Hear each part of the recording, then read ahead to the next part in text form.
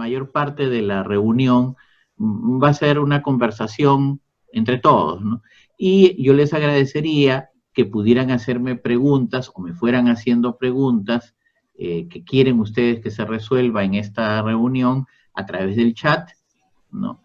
O bien en algún momento más adelante activando su micrófono y participando, ¿no? Entonces voy a empezar explicando estos puntos, espero que pueda ser claro en esto. Entonces, el tema que nos reúne es la situación educativa actual y el rol del docente. Un rol que no ha sido suficientemente aclarado y que creo que debemos enfatizar.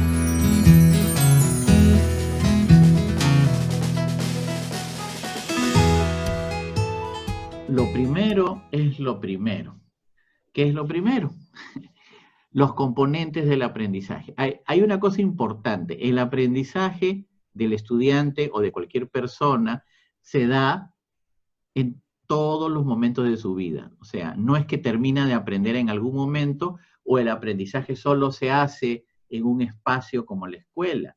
Se hace en la casa, con los amigos, digamos, cuando uno termina el colegio, cuando uno es adulto, o hasta que uno ya entrega su cuerpo a la tierra, vamos a decir, sigue aprendiendo. Entonces, la idea es que el aprendizaje hay que plantearlo en general. Y en general podemos encontrar que hay 4 componentes del aprendizaje, o por lo menos los que me parece que hay que destacar. El estudiante quiere aprender, o la persona quiere aprender, entonces esa es la motivación del aprendizaje, lo que lo mueve a él a aprender. También es, si quiere aprender algo. Y lo que quiere aprender algo, es decir, su propósito de aprendizaje. ¿Qué es lo que quiere aprender? ¿Cuál es la meta de aprendizaje que se plantea? Ahora, muchas veces tanto la motivación como el propósito no siempre son claros. La idea es que hay que ayudar a las personas a aprender en muchos casos.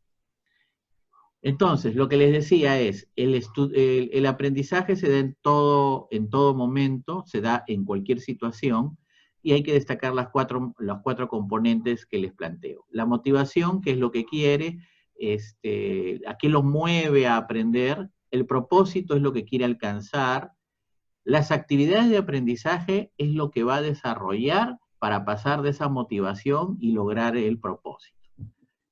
Y otro elemento que no se ha tomado muy en cuenta muchas veces es la regulación del aprendizaje y que siempre se da, o sea, aunque sea poco, pero siempre existe. La regulación del aprendizaje es esa evaluación, ese monitoreo, esa organización que yo voy a hacer, tanto de mi motivación como mi propósito y mis actividades.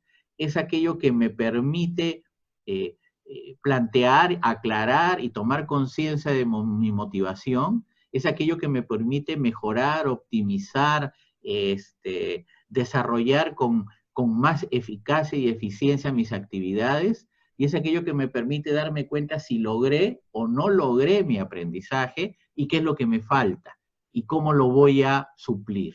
Dentro de las actividades del aprendizaje, yo estoy considerando las estrategias y los contenidos. Los contenidos serán pues los conceptos, las ideas, pero no solo eso, sino también, por ejemplo, los sentimientos, porque también se aprende a sentir algunas cosas, las sensaciones que también podemos aprender a percibir, ¿no? Tenemos contenidos de movimientos sinestésicos, o sea, no solo son conceptos. Y las estrategias, que es la forma de organizar estas actividades de una manera más productiva y eficaz. Entonces el aprendizaje básicamente tiene estos elementos.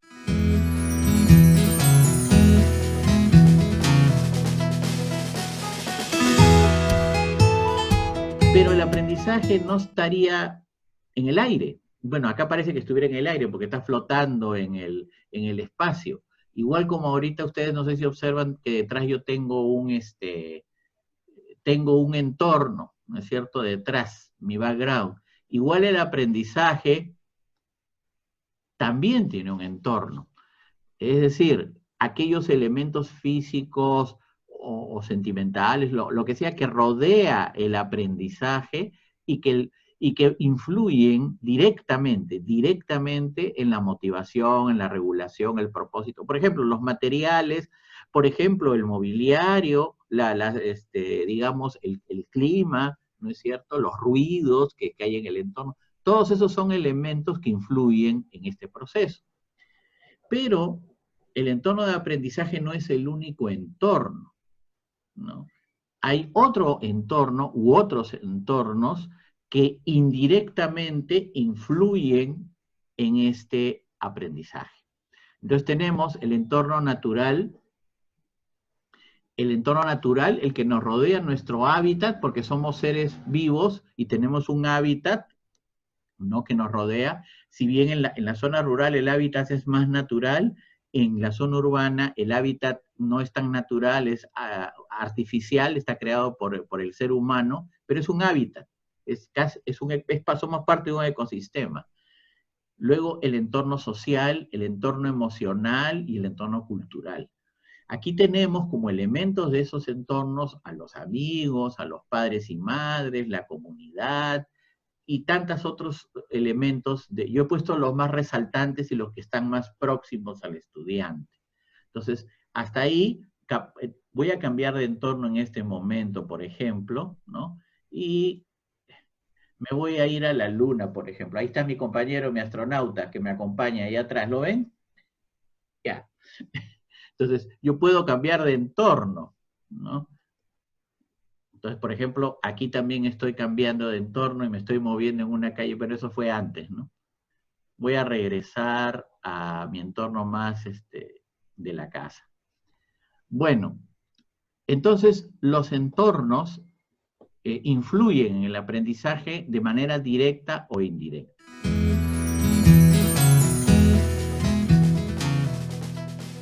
Esto es importante porque ahora, más que nunca, sentimos la influencia del entorno. Y hay aprendizajes que están vinculados con los entornos. O sea que si cambiamos el entorno, también los aprendizajes van a cambiar. Tenemos un aprendizaje situado, es aquel que se logra porque el estudiante ubica digamos, su propósito y sus actividades principalmente en el entorno donde vive. El aprendizaje significativo es aquel que vincula estas actividades y la motivación del aprendizaje con el entorno en el que vive. El aprendizaje auténtico es aquel que relaciona el entorno de aprendizaje que tiene que parecerse al entorno natural, social, emocional y cultural. O sea, está igualando el aprendizaje auténtico un entorno al otro. Y el aprendizaje ubicuo es un aprendizaje en el cual, al revés del auténtico, digamos, yo cambio de entorno. O sea, yo puedo aprender por estos medios virtuales en el entorno de un museo de Francia. Es decir, ya estoy en mi casa, pero al mismo tiempo en otro entorno. El aprendizaje ubicuo. Ahora, ¿por qué les menciono esto de los entornos y los aprendizajes? Porque nos vamos dando cuenta que están apareciendo, se están resaltando nuevos tipos de aprendizajes porque hemos cambiado de entorno.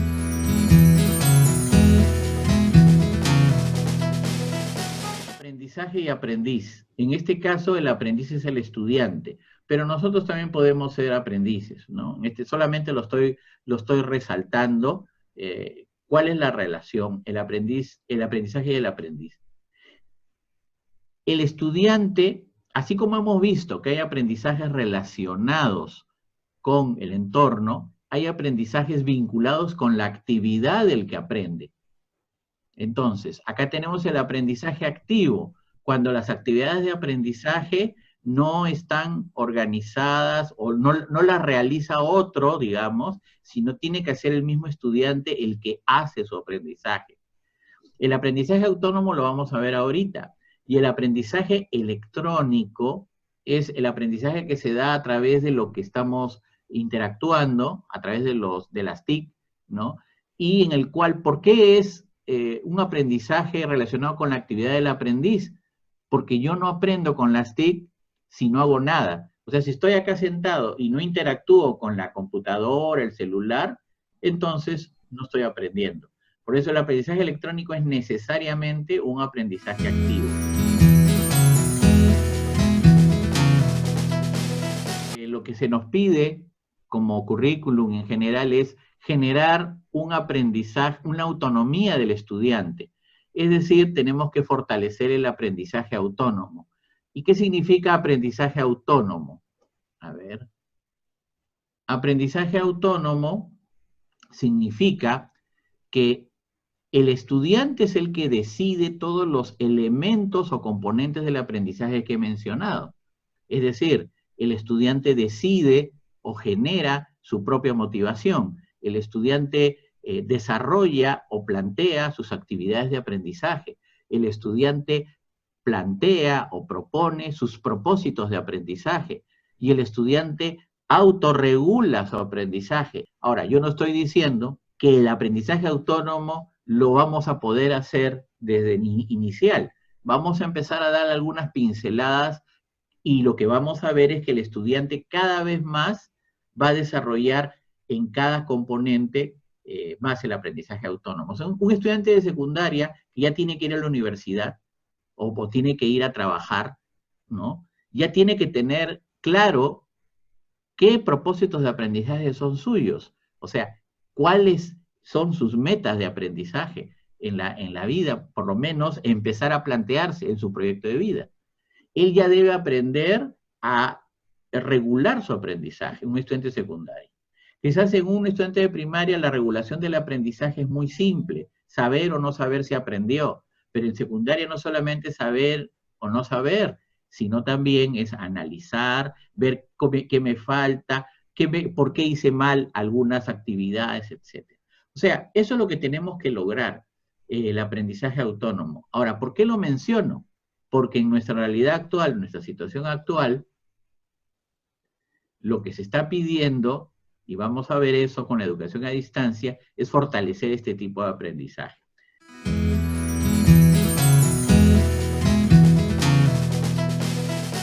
Más allá, voy un poquito más adelante. Ahora viene el aprendizaje guiado. Entonces, yo tengo un aprendizaje autónomo cuando el estudiante ya maneja o domina su propio proceso de aprendizaje, pero necesito un aprendizaje guiado cuando el estudiante todavía no es consciente de su motivación, no sabe regular su aprendizaje, no sabe qué tipo de actividades puede desarrollar, entonces necesito un mediador o una guía que me esté planteando todos estos elementos, ¿no? Ahora, el aprendizaje guiado, estos mediadores pueden ser el maestro, pueden ser un amigo, el padre o madre, la comunidad, el material instructivo, pueden ser muchos.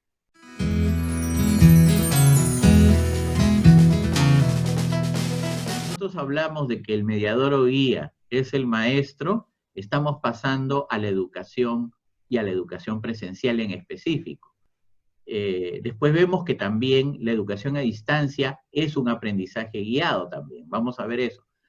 Pero a lo que voy es, fíjense ustedes que en la educación presencial el entorno de aprendizaje se llama local escolar y el estudiante está dentro de ese entorno, ¿no? Y el docente, digamos, está planteando, ¿no?, las relaciones con el entorno, con los otros entornos, está planteando cómo se organiza el entorno de aprendizaje inmediato, está planteando la motivación, la regulación, el propósito y las actividades. Y todo eso se realiza a través de interacciones y materiales físicos. Esa es la educación presencial. Pero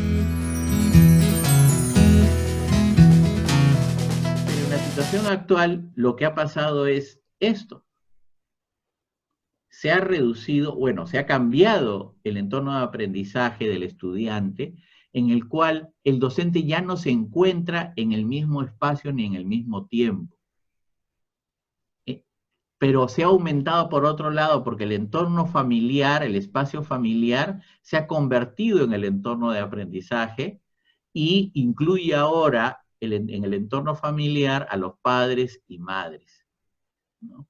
Están dentro del entorno de aprendizaje.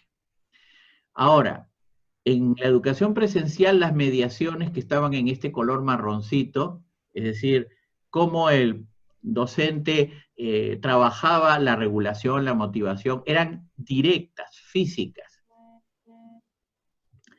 En cambio, en la educación a distancia son mediaciones virtuales, no son inmediatas, no son directas, ¿no? Se dan a través de algún tipo de entorno intermedio, ¿no? Por eso se llaman mediaciones virtuales. La única mediación presencial que tiene el docente es, perdón, el estudiante, es con su padre y madre o familiares que lo puedan acompañar. Entonces, lo que ha pasado es que el docente que está acostumbrado a una mediación directa, ¿no? Para hacer todos estos puntos, ahora tiene que hacer todo esto de manera indirecta, a través de un entorno virtual. ¿Cómo hace en el aula presencial la regulación de aprendizaje? Cuando le da tiempos al estudiante, cuando va viendo si está haciendo o no está haciendo lo que le encomienda, ¿no? Cuando le pregunta si comprendió o no comprendió. Ahora, todo eso, ¿cómo lo hace ahora en un entorno de aprendizaje distinto?